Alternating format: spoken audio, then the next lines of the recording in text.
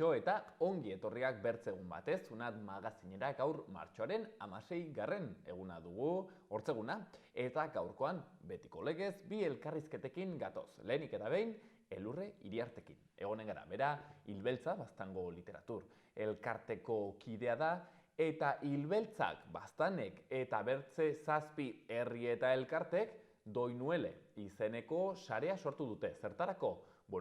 Euskal literatura eta musika sustatzeko. Nolabait barnebiltzen ditu, euskara hutseko plaza eta azokak sare batean, zazpi herri zazpi elkarte erraten genuen moduan, eta Elurre kontatuko digu, zertara datorren sare hau, ze hutsune betetzera eta zein izanen diren, bere egitekoak. Elurrekin beraz elkarrizketa hori lehenik eta behin. Bigarren elkarrizketan berriz, Inigo Larramendirekin egonen gara, bera Navarraldeko kide da, badekizuen Navarralde hemen, Nafarroko historia aztertu, ikertu eta plazaratzen duen elkartea da, hainbatetan egoten gara haiekin solasean, haien azken berriak ikusteko, normalki Angel Rekalderekin, baino gaurkoan Inigorekin. Ea, zer kontatzen digun. Guzi hori baino lehen, hori bai, betiko edukiekin hasiko gara.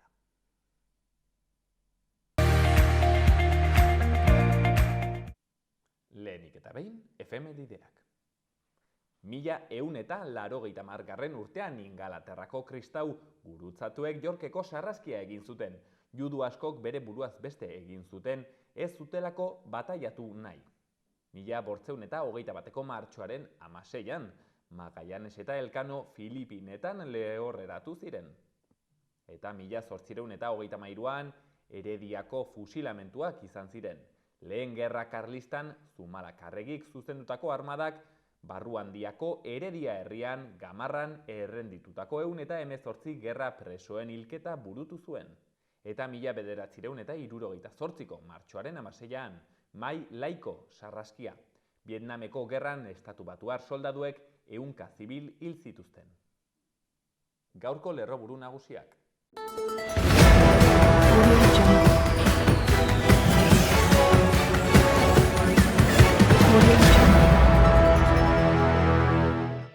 Gobernuak premiozkatzat jo du Elizondoko lursail batzuk nahita ez desjabetzea 121B errepide nazionalako irteera zuzena erraisteko Iruñerako noranzkoan.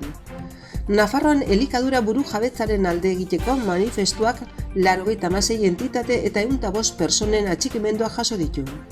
Nafarroko gobernuak 100 euroko laguntza emango die hilean 3 urtetik berako haurrak dituzten Nafarroko familiei. Elbergel egoitzak 50 urte bete ditu, bizitzaz beteta gaur egun 153 persona bizi dira bertan.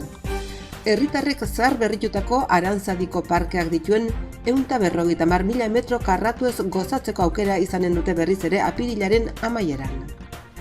Iruñak lehen aldiz hartuko du munduko 10. triatel txapelketako probetako bat nazioarteko motoziklismo federazioaren egutegi ofizialaren barruan. Sustrai erakuntzako hartarazten du Nafarroko iparraldea makropoligono eoliko berrien mehatxupean dagoela. Ainarak ostiralean iruritako gizarte bilgunean Ane Etxegoienen eskutik.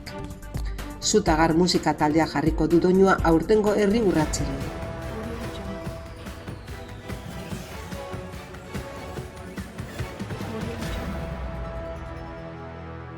Goazen baita ere agenda kulturalarekin. Hortzegunean datozen egunetan irrietan egar egiteko, hausnartzeko eta hementxe bertan idazten eta taularatzen diren kalitatezko antzerki lanez gozatzeko aukera karrikirin. Kasu honetan, atxaldeko 7:30 Oier Guillanen VHS lana taularatuko dute. Eta Martxelo Otamendi berria egunkariaren zuzendariaren eskutik, Euskaldunon egunkaria sorrera itxiera eta berria berpiztea hitzaldi eta ondoren afaria. Atxaldeko 7:30 biltokin.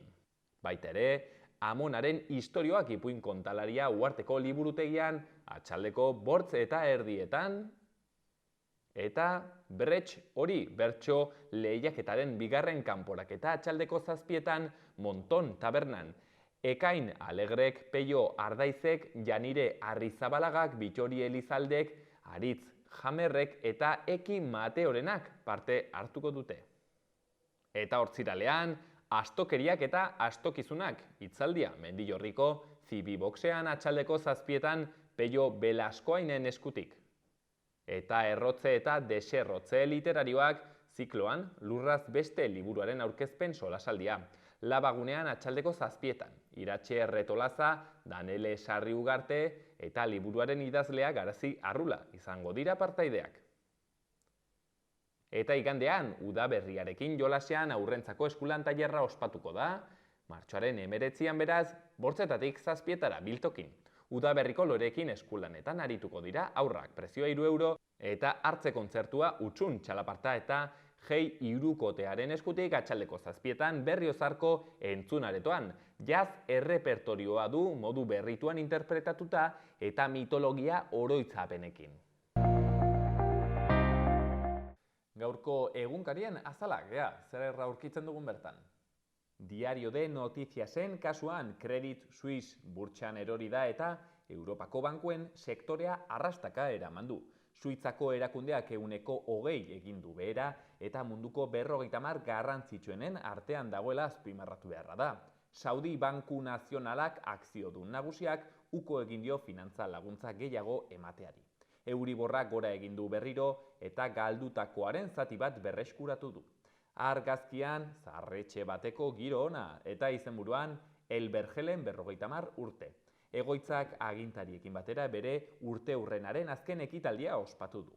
Berri gehiagotan, laneko baja eragin duten 10 istripuetatik bat, lanera joaten edo lanetik itzultzean gertatzen da, eta kotizaziopeko gutxieneko pentsioak 22% igoko dira 2027 arte. Diario de Navarraren kasuan baitere finantza kontuak, Credit Suisseren krisiak bankuen izua piztu eta IBEX ondoratu du. Tentsioak gaur aurre ikusten den interes tasen igoera zailtzen du. Argazkian berriz, Orreo Plaza Arantzadi parkean eta izenburuan Arantzadi Birika Iruñerako. Hiriak apirilaren amaieran berreskuratuko ditu parkeko 150.000 metro karratuak. Berri gehiagotan, 3 urtetik beherako seme-alaba bakoitzeko laguntza emanen da Nafarroan 45.000 euro arteko errentetarako eta UAGNeko presidentearen hitzak ere jarri dituzte. Politikariek elikagaien prezioa jaitsiko badute, zergak ken ditzatela, esan du. Gara egunkarian, pentsioen erreforma gertuago, Komisiones Obrerasen eta UGT sindikatuekin egindako itunaren ondoren. Espainiako gobernuak blindatu egin zuen atzo estatuko sindikatu handiek Bruselaren bermea zuen erreformari emandako babesa. Orain kongresukoa falta da. Frantziako estatuan ere aurrera jarraitzen du erreformak. Argazkian berriz, Xavier Amuriza, Monzon Genuza sariaren irabazle izan denak. Bere hitzetan, 82 urte beteko ditut eta postasuna da gehien baloratzen dudan sentimendua. Berri gehiagotan, EAJak mozalegea ezarri du parlamentua aurka badago ere, eta Greziak SMH-ren klinika itxi du Kios errefuxiatu gunean. Berria egunkariaren lerroburu nagusian ere bai, Credit Suisseren akzioen balioen ondoratzeak izua edatu du bankuen artean. Suitzako bigarren bankuaren akzioak 24% amildu dira, lehen akziodunak uko egin ondotik kapital gehiago jartzeari. Erorketak Europako finantza sektore osoan izan du eragina. Berregituraketa prozesuan da Credit Suisse. Argazkian berriz, grebalariak mugerreko pleita egunean paratu zuten blokeoan. Izenburuan parlamentua bozkatzeko prest eta karrika borborka. Frantziako senatariak eta diputatuak gaur erabakitzekoak dira erretreten erreforma onartu ala ez. Gobernuak ez du baztertu bozkatu gabe onartzea. Berri gehiagotan, Nafarroako gobernuak 1.200 euroko laguntzak emango ditu 3 urtez azpiko umeengatik, Maputxeak borroka judizialean lurraren defentsan eta doinuele sortu dute Euskara hutsezko musikagintza eta literatura plazen sarea. Eta Euskal Herria irratian, genero berdintasun sustatzailearen lanbidea aztergai. Iruñeko hezitzaile eskola genero berdintasun sustatzailearen inguruko jardunaldia egiten ari da Ezpeleta jauregian. Alboko berrian, Nafarroako gobernuak 100 euro hilean emango dizkie 3 urtetik beherako haurrak dituzten familiei, eta azkeneko berrian, grebari eusten diote osasunbideko sindikatuek.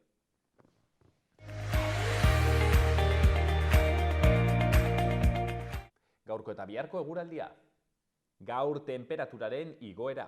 Hego haizea gogorraren eraginpean temperatura maksimoek nabarmen egingo dute gora eta kostaldeko zenbait tokitan giroak udako itxura ardezake. Eguzkia jaun eta jabe izanen da, tarteka goi-hodeiak ugariak izanen diren arren. Arratsaldetik aitzinera mendebaldetik hasita, hodeiak ugaritzen joanen dira, erdi mailako hodeiak eta goi-hodeiak. Mendi inguruetan haizeak gogor joko du bereziki ekialdean. Gauean ere gehiago indartuko da haizea. Eta hortziralean eguraldia nahasiagoa izanen da. Egunaren hasieran zerua hodeitsu egonen da, erdi mailako hodeiekin eta goi-hodeiekin, eta ez da baztertzen han-hemenka tanta batzuk botatzea. Eguerdi inguruan ordea ostarteak zabalduko dira. Arratsaldean zerua tarteka hodeitsu egongo da, bero hodeiekin, eta zaparrada batzuk bota ditzake batez ere Pirinio inguruan. Hegoaldeko haizea bizi ibiliko da oraindik, baina hodeiak ugariagoak izanen direnez, temperatura maksimoak 4-5 gradu baxuagoak izango dira.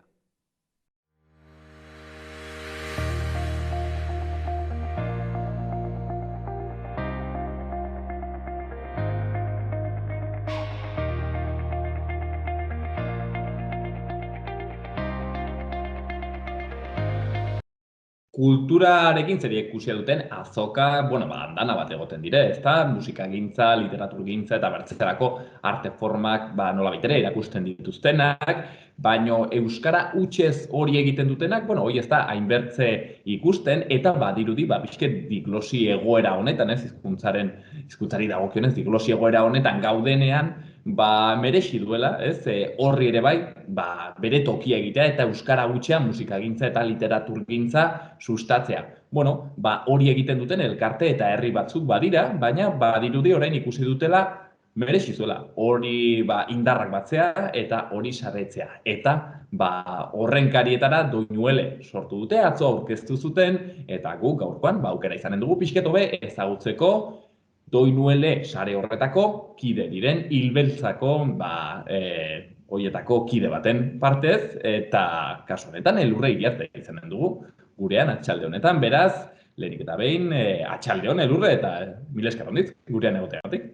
Baita zuri ere bai, eta eskar mile, konbidapenaengatik. Elurre, errandutik hemen ideiaren bat Doinueleren inguruen, baina zuri galdinen datzu, zer da, behintzat laburki errateko Doinuele? Bai, hoxe, arrasongi erranduzu, euskara hutsezko azoken sare bada. Hau da, sare bat sortu dugu, hortan nahi garen guztien artean. Hoi da, sinpleki. Sinpleki beraz, hoxen, sare hori, eta hor bazaudete, erraten nuen, elkarte eta herri zenbait, ezta? Hoi da, bai, momentu honetan 8 gara, 8 elkarte, 8 ekimen egiten ditugunak, eta, urtean barna, urte osoa okupatzen du, urte osoa ez, baina bai, ohartu gara, nahi gabere, urtea okupatzen dugula. 8 gara, ez da gutxi, ez da aski, baina, asmenta bat egiteko eta asmenta bat emateko, ongi, gu hasten gara Ilbeltzean urtarrilan eta azkena abenduan da, eta urte osoan bada aukera euskara hutsez azoka bat edo liburu azoka eta horrekin batean, azoka guziekin batean etortzen diren ekimenetan parte hartzeko, eta euskara hutsez arnasgune bat izateko gure kulturaren barnean. Elurre, azoka erraten dugunean, erran nahi dugu azoka zentzu klasiko honetan, hau da, plazan jartzea postu batzuk, eta hori egitea euskara hutsean, edo bertze zerbaitan ere pentsatzen ari? Bai, denetai dugu, hor badire, nahi bauzu izendatuko dazkitzut, eta izendatuz batera hor badire azoka hutsa direnak, baina egirran gaur egun azoka hutsa ez da egiten, ze beti bada edo liburu baten aurkezpena, edo solasaldiren bat, edo zerbait. Orden, guk adibidez ez dugu azokik gure astean, Ilbeltzaren astean, baina bai badela momentu bat non liburuak saltzen diren, gure kasuan novela beltzak.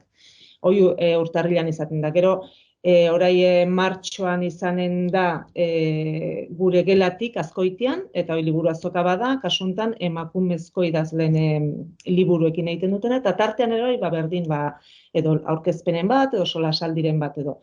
Gero Sormene dago, eta Sormene, Sormene uste dut urte pare batez edo egin dutela, hau izanen da, 3. behar bada, eta hor, ekitaldi desente egiten dituzte ere bai, azokaz aparte, literaturia gauza bera, azoka hor dago Zarauzko plazan baino bitartean badire aurkezpenak, badire kontzertuak, badire antzerkiak, gero ziburukoan berdin, hemen dut paper batean 8 dire, ez da uniz, baina hala ere memorizatzeko datak eta ziburun ekainean izaten da eta orden hor berdin, hor dago azoka, liburu salmenta eta diska salmenta.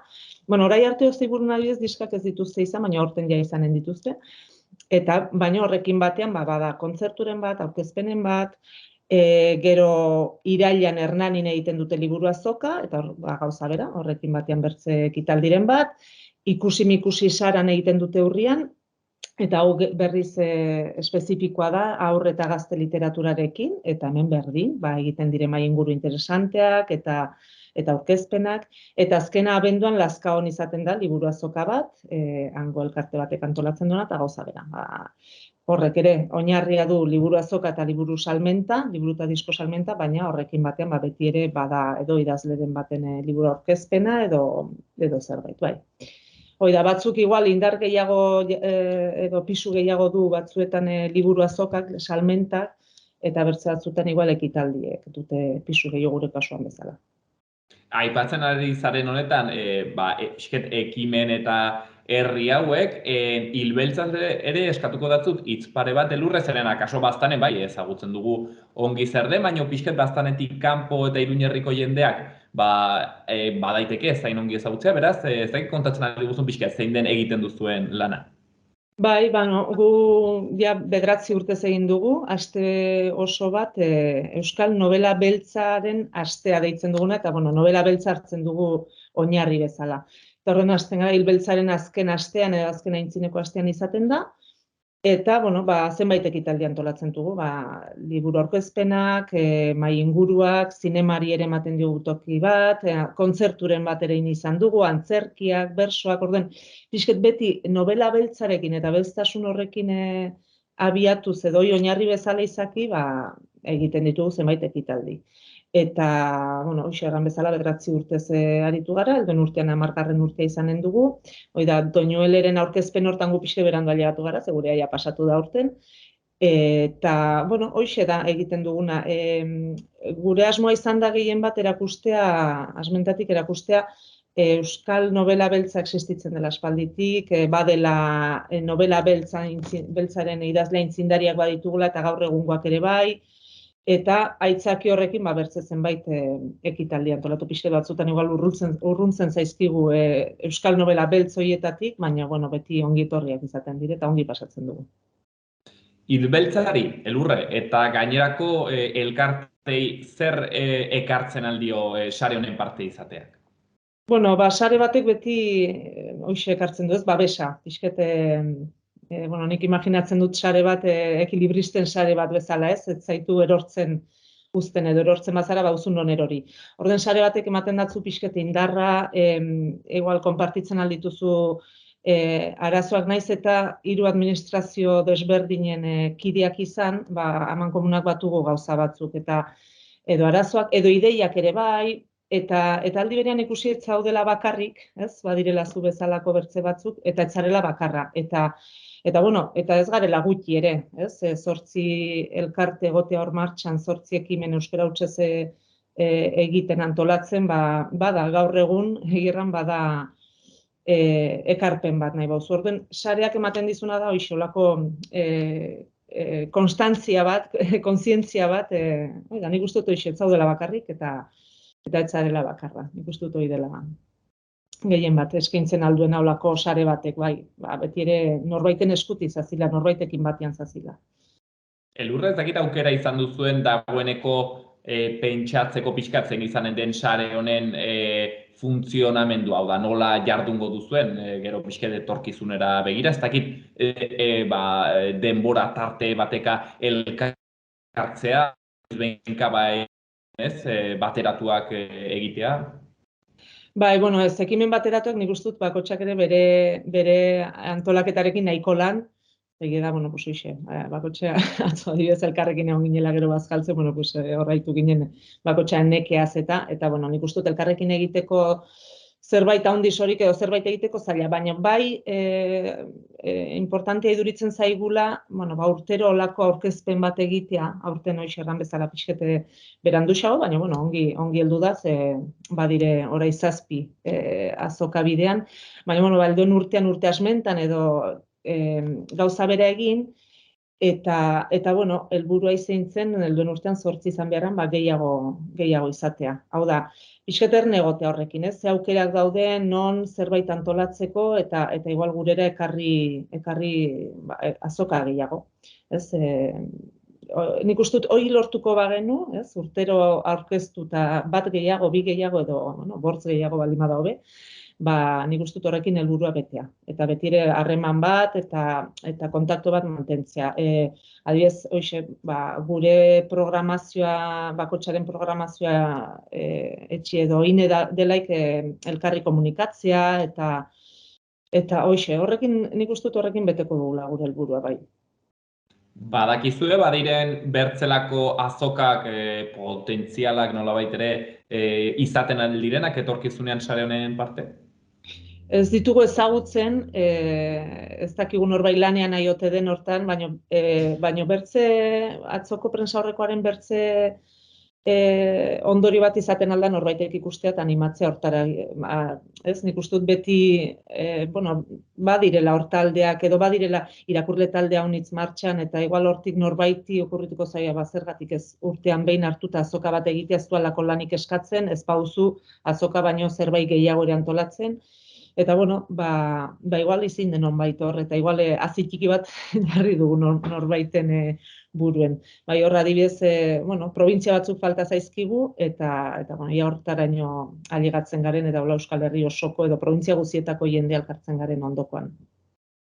Ba, hoi ere sustatzea ekartzen aldu, pentsatzen dut dela ez, sarearen bertze helburuetako bat. Ea, ba, lortzen den azoka gehiago sortzea, elurrez datzut galdetu oraindik, Doinuele izen hau nondik heldu da? Bueno, bai, ez, hitz elkartu bada, doinu eta ele, ba, pixkate keinu egin nahi dio doinuari musikari eta ele ba, hitzari. Eta literatura eta musika biak elkartzen dituen sarea da, edo nahi bauzu. Bai, hortik, pixkate hitz elkartu bat. Egarran galdetu ez dela, pentsatuta, ze galdera argela, bai, argi zagon baino. Galdetu arte. Batzutan galdera argel horiek izaten dire, igual erantzun, batzutan behar izaten da erantzun ere. Ez da ergela galdera. Doinu eta ele, hoixen da, ba, azoka hauen saretzea ekarriko du. Elurre, bai oraindik ez dizut galdetu, zergatik den garrantzitsua, hau da. Zeren norbaitek erranen zatzun, bueno, haizu, ba, azoka bat egin nahi baduzu, ba, zergatik ez, jarri bertze liburu batzuk ere gazteleraz, eta are, frantsesez eta ingelesez, eta musika horiek ere bai, eta bueno, ba, denak elkarrekin, eta aniztasuna, zergatik euskara hutsean. Bueno, bai, atzo prensa horrekoan oiertek beti justifikatzen ibili behar izaten dugu, zergatik egiten dugun euskara hutsean. Bueno, asteko arnasgune bada, ez, gantoki batera eta euskara hutsez funtzionatzen duen zerbait arnasgune bada, zoritxarrez, gaur egun, ez duzu egunerokoan, eta gainerako urteko egun guztietan, hortan gaude, erran egaten zago zein liburu dendara, edo zein azokara orai ere, ez dakite Iruñeko azoka etorriko da, 10.000 aukera daude, bertze hizkuntzetan, euskara hutsean ez diren edo zen azokak izateko, eta bueno, ba, nik uste beharrezkoa dela, ba, gure hizkuntza delakoz, gure kultura delakoz, eta euskara hutsez aritzea ematen digun hoxe arnasgune bada. Eta helburu bat ere bai, ez? Zergatik beti menpeko hizkuntza izaten garen, eta zergatik menpeko mantentzen gaituzten horri buruz hausnartzeko ere bai behar bada, ez? Bai, arnasgune. Badakizu azoka horietara eta ekitaldi horietara gaten bazara euskara hutsez arituko zarela, eta hori ez da gertatzen egunero zoritxarrez. Elurre, xedea izaten alda Durangoko azoka ere bilakatzea sarearen parte? Zaila, baina bueno, izaten altzen. Claro, Durangoko azokan egirran egiten diren kontzertu eta bueno, egeran ez naiz kapaz, ez naiz ausartzen ertera den euskara hutsez denik ez. Egera gero eta gehiago kantatzen da ere bai inglesez edo espainolez edo frantsesez. Baina, bueno, horre, bai, ongi izan entzen. ez dakit. Hoi aipatu genuen atzo ere, Bazkarian ginelaik eta Durangoko azoka noizbait euskara hutsez izan ote den, edo izanen ote den. Ez dakit. Beraiek baloratu beharko dute eta ona litzateke. Hortxen, hazi hori erraten genuen moduan, etorkizunean ere, euskara hutsezko azoka gehiago sortzeko, musikagintza eta literaturgintza sustatzeko, eta orain, badago horretarako aukera, indarroiek batzeko doinuele sare honen bitartez. Ez dakit elurre zerbait garrantzitsua utzi dugun errangabe, ez dakit bai agian oroitarazten aldi guzun, ondoko azoka, ondoko hitzordua zein izaten alden?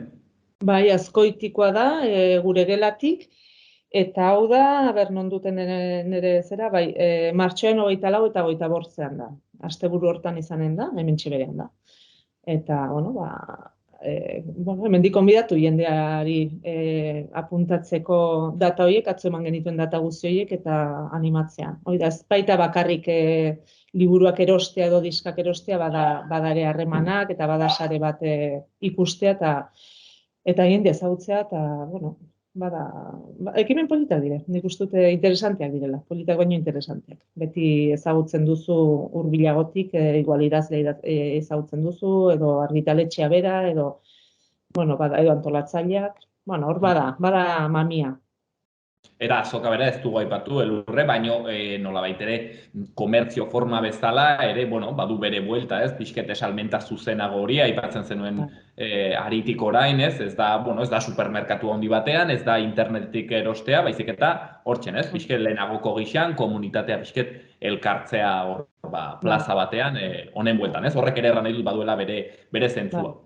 Hoi da, atzo adibidez, hoxe Bilborako bidean ziburukoekin eta solasen, eta hoi hartzen zuten, han beraiek ez dute liburu dendarik, honitzetan, bauzul dendaren bat, hortaz arduratuko dena, atentzara eta eskatzen duzu liburu bat, dakizun liburu bat, eta ja, erosin nahi duzuna, baino, kuskusiatzeko eta aukera ez da, eta azokak, ziburuko azokak aukera hoi ematen duan txe. Ipar Euskal Herriko edo gutienez kostaldeko jendeagan eta ikusi liburuak eta eskutartean izan, erosi baino lehen. Hori da lehenbiziko harremana liburu batekin, ikusi azala, ikusi kontrazala, nork idatzi duen, zer idatzi duen eta erosteko eta gustora irakurtzeko. Internetetik edo eskaera hutsa egin baino. Mundu globalizatu honek kontra mugimendu baten gixan ere ulertzen alda. Goixen erraten genuen moduan, literaturgintza eta musikagintza sustatzen eta saretzea bilatzen duen doinuele sare hau.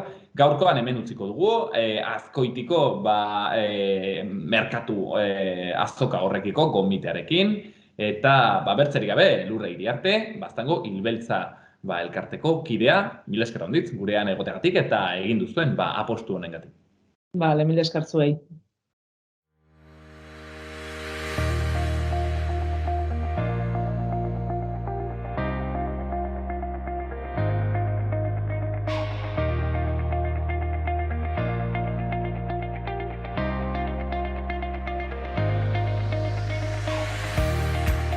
Ikus ditzagun baitere, Iruñerriko udaletako albisteak. Uharteko udalak kultura, euskara eta haurtzaroa zerbitzuen bitartez, herri liburutegiarekin elkarlanean oiana sariak egitasmoa martxan jarri du berriz. Aurtengoan ere bi diziplina izanen dira, narrazio laburra eta komika. Lehiaketa lehen hezkuntzako 3., 4., 5. eta 6. mailako ikaslei zuzenduta dago eta bi hizkuntzetan aurkeztu ahal izango dira lanak. Barainaingo udaleko tokiko gobernu batzarrak 2022ko abenduaren 12an hartutako erabakiaren bidez, onetsi dira 2023an autoenplegua sustatzeko laguntzak emateko oinarri arautzaileak, diruz lagundutako zenbait jarduera lerroren bidez autoenpleguari babesa eta sustapena emateko. Oinarri arautzaileak eta eskubideak udalaren webgunean kontsultatu daitezke. Iruñeko udalak 110.000 euroko diru laguntzen deialdia egin du hiriko ikastetxe publikoetarako, eskola liburutegietarako eta material suntsikorrerako. Joan den ikasturtean hiriko ikastetxe publiko guztiek eskatu zituzten laguntza horiek eta deialdi honetan martxoaren 29 arte egin dezakete hori. Baitere Iruñeak lehen aldiz hartuko du munduko X-Trial txapelketako probetako bat nazioarteko motoziklismo federazioaren egutegi ofizialaren barruan. 9 pilotu lehiatuko dira Navarra Arenako ikuskizunean martxoaren 28an, zirkuitoko 6 eremuak gainditu eta azken kanporaketara iristeko. Eta azken berrian Iruñeko udalean Arga ibaiaren eta hiriaren arteko harremana izango da bigarren hezkuntzako eta lehen hezkuntzako ikaslei zuzendutako mikroipuin eta marrazki lehiaketaren ardatza. Iruñeko udalak Next Generation EU Europako funtsekin finantzatuko du Iruña 2025 proiektuaren barruan antolatzen diren lehiaketa hauek.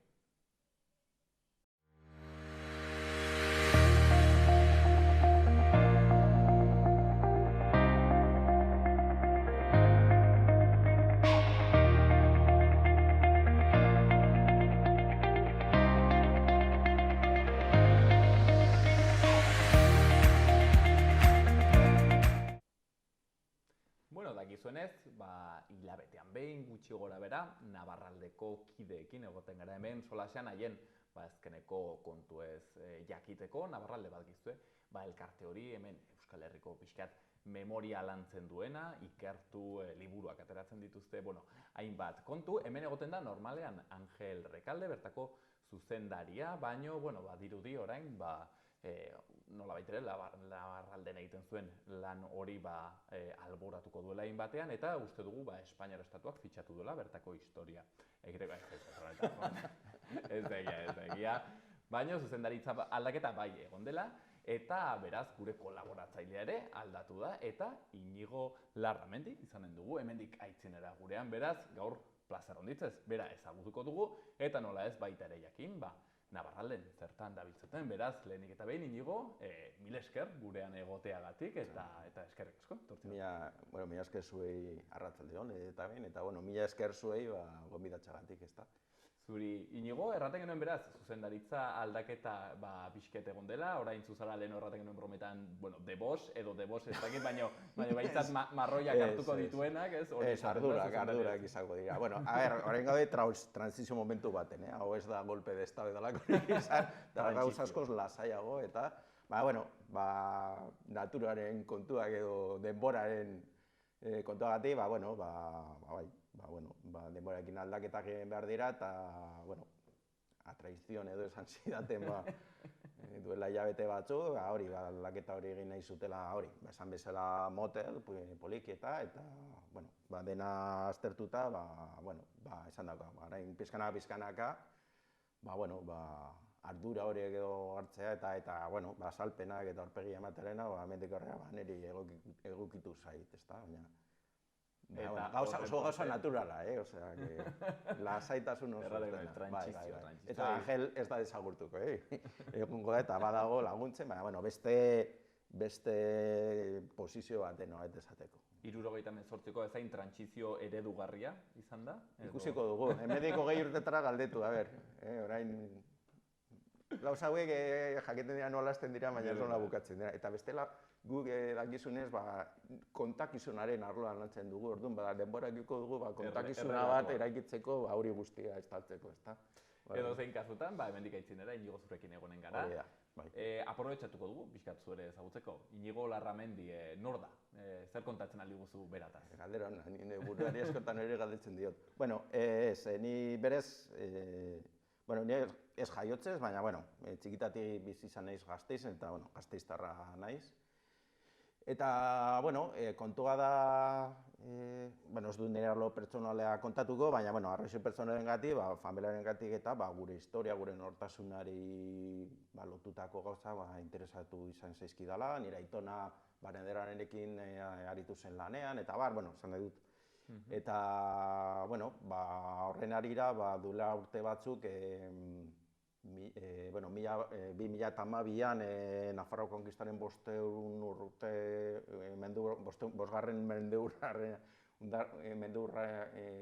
mendeurrena dela eta horre egon ziren mugimenduetan Gasteizen ni ez nengoen oraindik behar, baina bat ziren lagun talde bat esan zuten ez, Nafarroa garaian ari dira gai honekin, eta gu ere Gasteizen Araban, badaukagu gure Nafar historia nolait esateko, eta gure referenteak izkutatu izan zaizkugunak, Nafarroa garaian geratuten bezala, eta sortu zuten garai hartan Martin Txipia izeneko elkartea. Martin Txipia da, oso labur esan da, Nafarroa garaian 1512ko erreferente hori edo mugarri hori baldin badaukagu, Araban eta garai hartako bereziki Araban badaukagu 1200ko konkista, legea konkista asko ditugu gure historian, eta Gasteizi eragin zion batez ere 1200koa, eta kontua zen konkista horretan tokirik garrantzitsuna Gasteiz izan zela bertan gertatu zelako 7 eta 9 hilabete bitarteko setio bat oso latza, oso gertakizun garrantzitsua, baina oso ez ezaguna.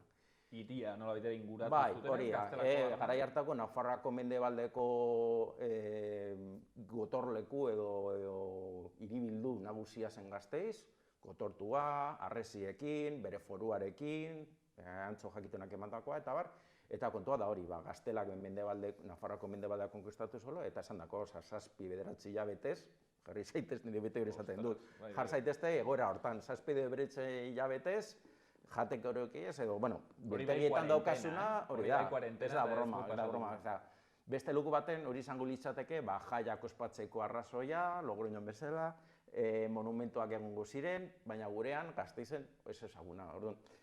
Kontua da, gertakizun nagusi, eta gainera Nafarroekin lotzen gaituen, ezta? Gertakizun horretan ezagutzen dugun izen propio bakarra, da Martin Txipia horrena, eta Martin Txipia zen, dakigunez, setioa hasi zenean, hiriaren tenente edo buruzagi, Nafar buruzagi nagusia.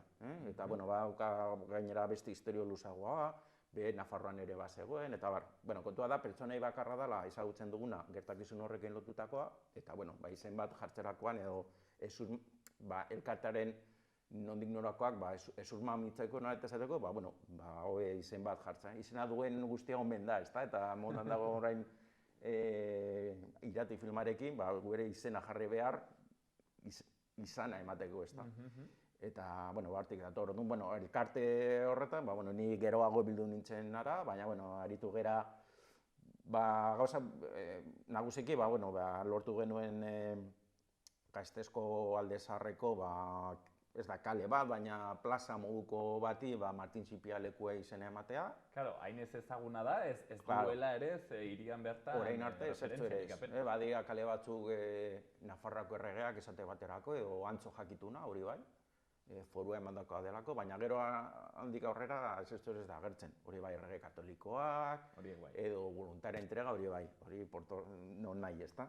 Baina hori, gertakizun honekin lotutako bat ere ez. Orduan, lehenengoa da hori, kale izendegian edo, hori zertatzea, hori lortu genuen lehenik. Gero handik, hori 2016an uste dut izan zela. Gero, urrengo pausua izan zen, hau lortu dugu, egingo dugu, hau nolabait gizarteratzeko, ezagutzak gizarteratzeko. Eta, handik urte bertera edo, gauzatu zen kale antzerki, esaten genion, nola esaten genion? Auzo antzerkia, edo, auzolanean egindako kale antzerkia, baina hori, 250 lagunen parte hartzerekin, aktoreak, abeslariak, Kristo montajeak, gainera horrekin egin genuen ikusuntzunezko bat, eta gero salgai edo debalde ematen duguna. Eta, bandik horregaz egin, horrengo pausua izan da, duela gutxi egin duen komiki bat, gai honi buruz, eta bar. Nabarralderekin gainera pixka kolaborazioan. Horre, eta beste zereginetan ere, Nabalderekin ere elkarlanean aritu nintzen, eta bar, eta, lako baten, hori, baretea horri atera zen, eta hemen gaude. Momentu honetan, Martin Txipia elkartekoek Nabarralderekin, ezagitez, lotura handia duzue edo behintzat kolaborazio bai? Bai, da nahiko informala esateko, ez organigrama baten, ez da, Nabarralde fundazioa, gero Martin Txipia txikiagoa da, elkarte txiki bat, baina, oso harreman zuzena daukagu, esaten hori dugu Martin Txipia dela pizkat dela Nabarralde txiki bat Araban, ezta? Eta Nabarralderen hanka ere Araban, ezta? Ze askotan aipatzen dugu lurraldetasuna eta bar, baina gero hori gauzatzerakoan batzutan hankamotz ibiltzen geha, ezta? Ba, bueno, gu Araban ezinbestekoa da, Araba da Nafarroaren atea, askotan esaten dugu, eta historian hala izan da gainera. Eta, bueno, ba, esan da izakegu, Martxintxipia dela hori Nabarralde txiki bat Araban, eta, bueno, ez dakit nola esan, bueno, oso harreman zuzena daukagu, Martxintxipian ibiltzen gareno, ba, gure lana egiten dugu, edo gure gauzak egin ditugu Martxintxipian, baina Nabarraldeke beste arlo ere badaukagu, Nabarraldeke lantzen duen gai bat ere bada zuzenbide Pirinaiarra, eta Martxintxipia ere horri ibili da hasieran lanean, esan nahi dut, ba, bueno, elkarlana, argi daukagu denok gabiltza borroka berdinean, eta hala esan behar da gainera, eta, bueno, ba, hortan aldugun neurrean elkar lagundu, ba, hortan egiten gara. Memoriaren borroka horretan, eta pentsatzen dut, Inigo, ere hoixen erraten zenuenaren aritik ez dela kasualitatea, bueno, orain Nabarraldeko zuzendaritza ere, ba, hoixen ez, Gasteizeko norbaiten sorbaldetan jartzea, ere badulako horrek mezu bat, akaso, ez? Aizu, hemen lurralde guzti honen atea erraten zuen moduan, edo bihotzaren behintzat zati bat ere bai Araba dela, Gasteiz dela, eta hori batzutan atzen dugula. Ez dakit zentzu horretan egiten, baina, baina, esaten nahi dara, ez da, Araba zazpigarren alaba, abesti, Gorkaken erren abesti hortatik, ez da. Bueno, ez dut uste hori izan denik aldagai nagusia ziurenik, finan gauz asko, bueno, nire ganina ez egoen hor, ez nahiz egokiena horre esateko, baina, supratzen dut, beste gauzat lehenesten direla, baina, bueno, ja bide batez, ba, bueno, ba, hori, ba, ikuspegi nazional hortan sakontzeko eta aurreratzeko, nolait esateko, ba, bueno, ba, bai, aldeko goza bat ere, bada, ez da, bai, iparraldean esateko, ba, hor ere kriston lana daukagu egiteko, ba, bueno, esan daiteke zuenik, ba, bai, besteak beste, ba, bai, beste aldagai bat edo hartzeko modukoa, ba, izan dela zuenik, bai, baina, bueno, beste batzuek egin izango barko lukete ni baino hobeto, baina, bueno. Dena den, saietuko gara hori bai dela, hori bai, ikuspegi hori edo gehitzen hoet esateko, ez da. Orain, hain zuzen ere, honen aritik, galdetu nahi nizun, pixkazuk nola ikusten duzun Nabarralden edo, bueno, ez dakit nola ulertzen duzun, zergatik den, ez dakit, garrantzitsua, ba, Nabarraldek egiten duen memoria lan hori, zure ustez, ba, ez dakit, pixkat zer nondik jo behar den, edo, bueno, orokorrean, ez, nola ikusten duzun, orai tokatzen zaizun, ba, erronka honi begira, ba, bueno, fundazio honen lan. Bueno, ba, nik uste dela askotan tamalez, nire ustez, agian gure herrian behar bezala landu ez den lan estrategiko edo agian infraestrategiko esan beharko litak, ez da. Finan herri baten eginkizuna da, pizkat, eraikin bat egitearen antzekoa, ez da. Eta eraikina hasten da, ba, zimenduetatik, ez da. Eta gure herrian tamalez, daukagun arrazoa nire ustez da, oinarri edo zimendu horiek nahiko pozoiturik ditugala, eta hori behar bezala garbitu gabe, nekez eraiki dezakegun iraunduko duen zeo zer gainean, ez da. Erabiltzen ditugun, egunero, telebistak, irakurri, solasaldietan entzuten duzuna, gauza guztietan somatzen da hori, ez da. Eta nik uste gure hartan, aspaldiotan, saltza hori edo ez da, baina gai hori aspaldietan badagoela, ez da, nola aholdu da den herri bezala ez esaten, gaur transizio egoera baten, etapa bat, gure historian etapa asko ditugu, ez da, Erdi Aroan Nafarroa egon zen, foruak, abertzalismoa, etaren jardun, eta bar. Eta, horren gaude, beste etapa bat zabaldu behar horretan, ez da. Eta hori gauzatzeko, esan dako, lehenik eta behin oinarriak landu behar ditugu, eta nik uste Nabarraldaren eginkizuna hortan dagola, eta hortan jarritu behar duela, ez da. Kontua da hori, agian gehien landu behar duguna da, nik uste eta azken, edo bereziki 10 urtetan, gure gizartea asko aldatu dela, komunikatzeko, ikasteko formatoak eta asko aldatu direla, sakelekoak hor badaude, ez dakit, belaunaldiak aldatu dira, jendeak bestera baten informatzen da, eta bar, eta nik uste eta gian erronka nagusia dela hori, egoera berri hortara moldatzea, ezta? Baina finean da moldatu gauza bera esateko, ideia garrantzitsuenak betikoak dira, ezta? Osea, finean gure herriaren batez ere duintasuna eta gure buruarekiko konfidantza sustatzea, nik uste hortan aspaldi honetan asko ahuldu garela. Somatzen du gure herrian gure buruarekiko konfidantza falta handia, eta hori gureak ez diren kontzeptuen barneratzea, eta horri esaten nion ni hori lan infraestrategiko hori, ezta? Eta nik uste oroimenaren eta historiaren horren bitartez gure eginkizuna dela, hain zuzen hori iraultzea, alegia, gure herriaren autoestimoa goratzea, gogoratu nondik gatozen, zer garen, zer nahi dugun benetan guk erabakitzeko, bestela beste batzuk erabakiko dute eta erabakitzen ari dira. Orduan, agian filosofikoa da hau, ezta? Baina, nik uste hori dela pizkat, betidanik Nabarraldek izan duen eginkizuna, egin beharra, nik uste orain bere biziko premia daukagula hori indartzeko, eta egin behar duena da, hori formula eta formato berriak lantzea, baina helburu berdinarekin, hori dago egiteke dagoela neurrendi baten. Bai, jo, galdetu nahi zuen, beldurra dut sartzea sobera eztabaida filosofikoetan, baina bai...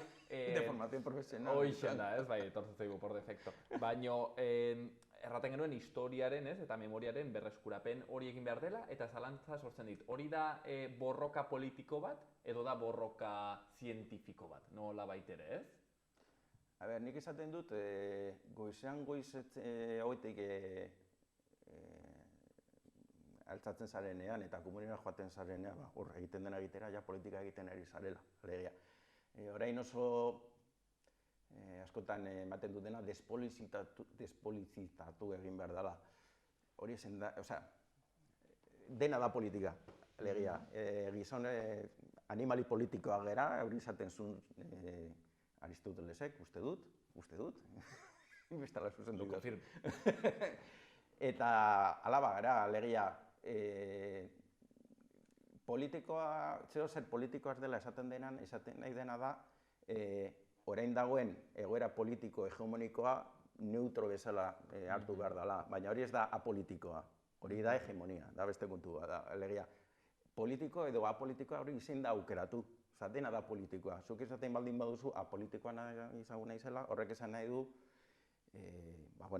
hegemonia onartzen duzula, argi eta garbi. Naturaltzat, ez? Naturaltzat ematen duzu, berez naturala ez dana, da erabaki politiko bat, baina politikoa indarraren bitartez normaltasuna bihurtzen da, ezta?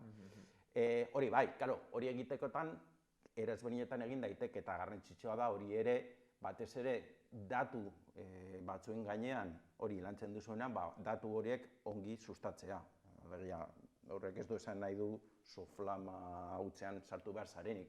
Bi gauzak uztartu behar dira, datuak eta ematen dituzuen hori sustatu behar dituzu ikuspegi zientifiko baten, baina hori gero ezinbestean eragin politiko bat dauka. Hori ezin da aukeratu, eragin politikoa badator, aukera da. Edo zuk kudatzen duzu ibilbide politiko hori edo beste batek egiten egingo duzure ordez. Baina erabaki hori ezin da baztertu. Eta hori da pizkat horren inguruko ikuspegian. Bi gauza horiek, ez? Errelatuaren disputa hori, baina beti ere zorroztasun hori... Bestela lan zientifikoan nolete esateko, behar bezala zaintzen ez baldin baduzu,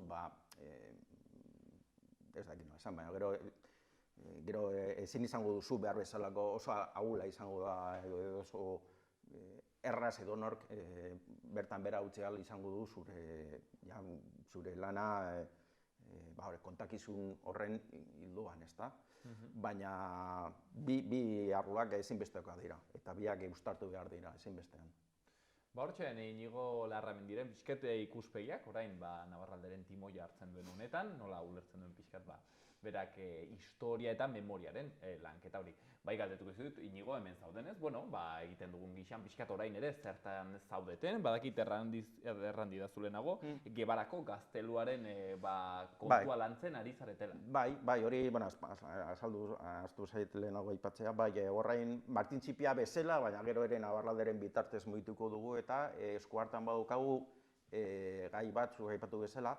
Nabarraldean egiten dituen, Nabarraldek baditu nobete esateko lan hildo nagusi batzuk. Oroimenaren eremu zabal hortan.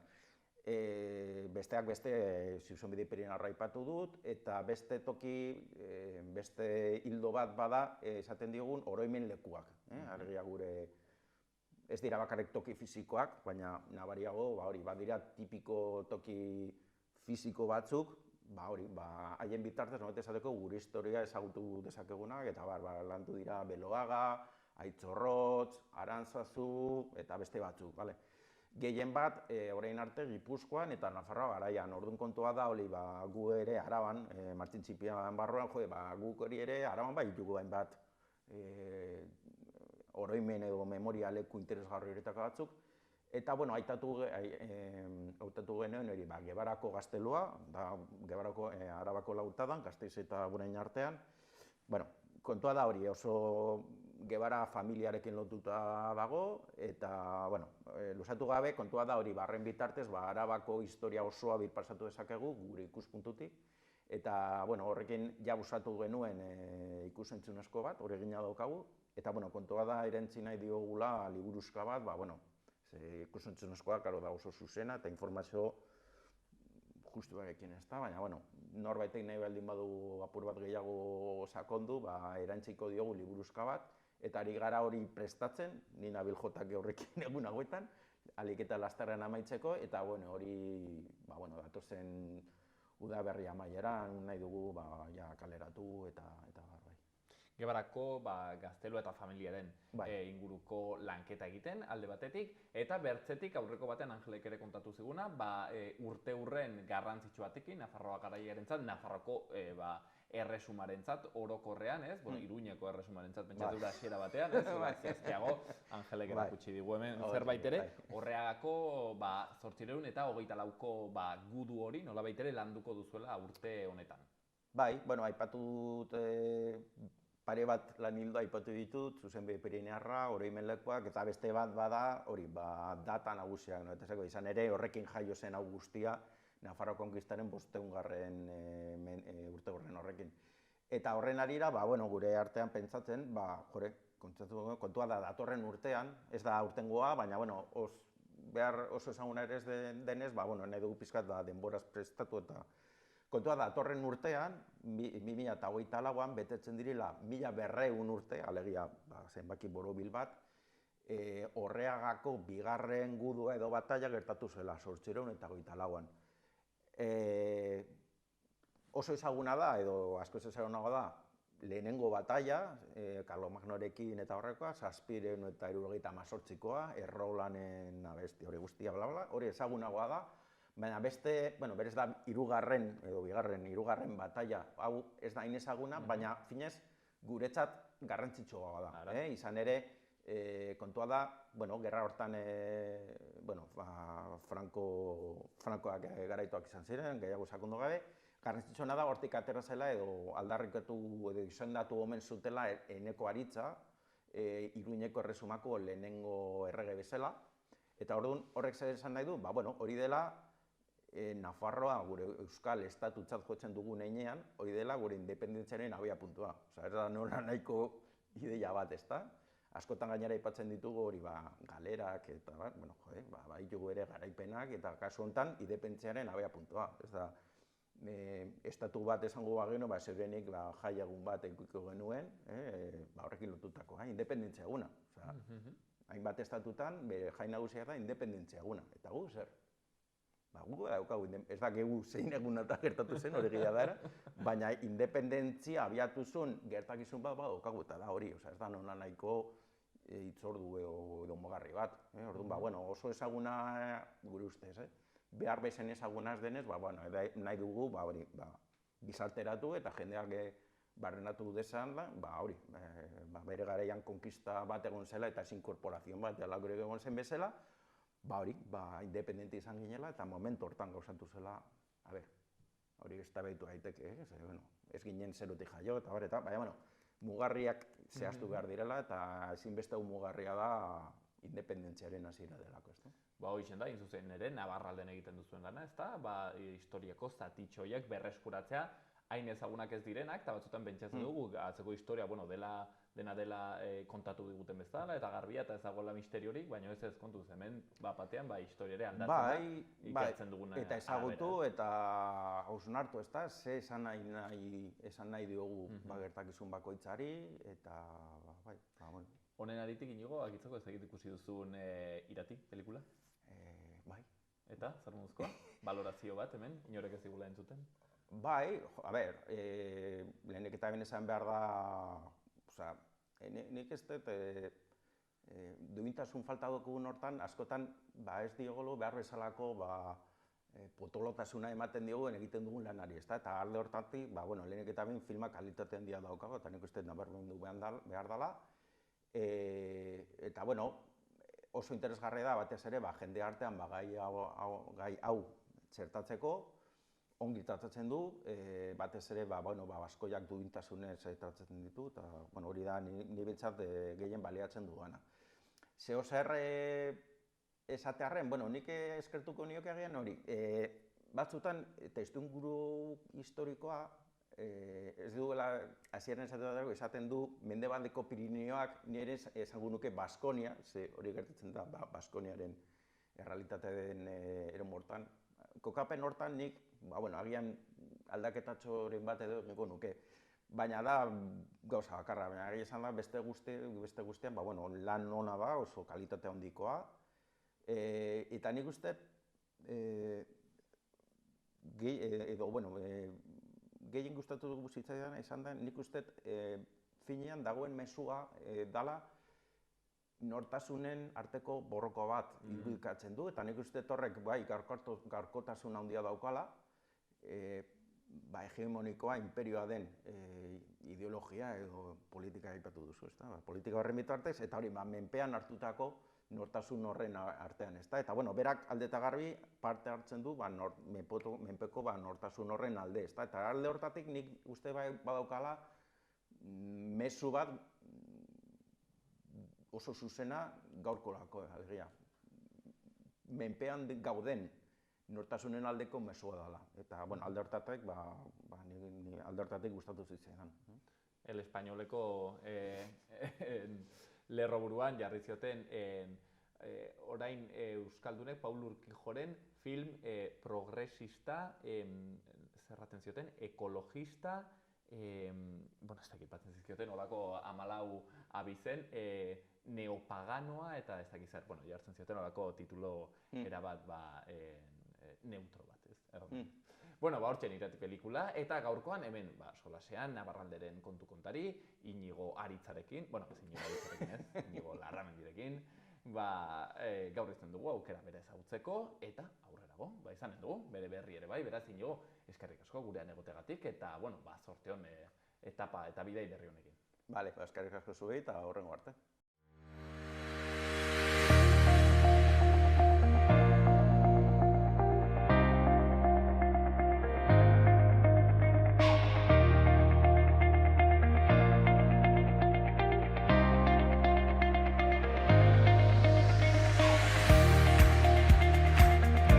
Hauxean gaurkoz magazinean zuei eskaintzeko genuena, bihar ere hortziralean, hemen izanen gaituzue, akaso bestondo pixkatekin gaur hortzeguna delako. Gobierno de Navarra. Nafarroako gobernua.